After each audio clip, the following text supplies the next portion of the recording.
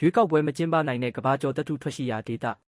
စစ်ကောင်စီကဦးစီးကျင်းပတဲ့ရွေးကောက်ပွဲကျင်းပဖို့ရပ်ပိုင်းအလိုမှရွေးကောက်ပွဲမကျင်းပနိုင်တဲ့မြို့နယ်တွေကိုအသီးသီးထုတ်ပြန်ခဲ့ပါတယ်။စစ်ကောင်စီလက်အောက်ခံရွေးကောက်ပွဲကော်မရှင်ရဲ့ထုတ်ပြန်ချက်တွေအရကမ္ဘာကျော်မြေရှားသတ္တုထွက်ရှိရာကချင်ပြည်နယ်ကမြို့နယ်ခုနှစ်ခုကကျေးရွာအုပ်စုပေါင်း106ခုမှာရွေးကောက်ပွဲမကျင်းပနိုင်ကြောင်းတွေ့ရှိရပါတယ်။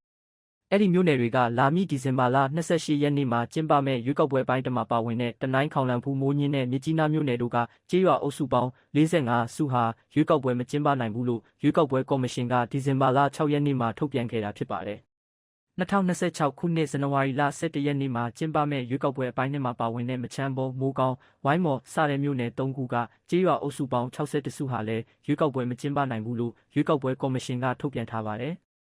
စစ်ကောင်စီဟာရွေးကောက်ပွဲမကျင်းပနိုင်ဘူးလို့ကနအူးကြေညာထားတဲ့မြို့နယ်56ခုရှိပြီးအဲ့ဒီထဲမှာကချင်လွတ်မြောက်ရေးတပ်မတော် KIA တိုက်ခိုက်သိမ်းပိုက်ထားတဲ့ချီဖွေစော့လော်စွန်ပရာဘွမ်နဲ့အင်ဂျန်းရံမြို့နယ်၄ခုပါဝင်ပါတယ်။အဲ့ဒီထဲကချီဖွေဒေသဟာကမ္ဘာအကောင်ဆုံးမြေရှားသတ္တုထွက်ရှိရာဒေသဖြစ်တယ်လို့ကမ္ဘာမြေရှားသတ္တုဈေးကွက်ရဲ့ခု20%ကိုချုပ်ကင်ထားရာဒေသလည်းဖြစ်ပါတယ်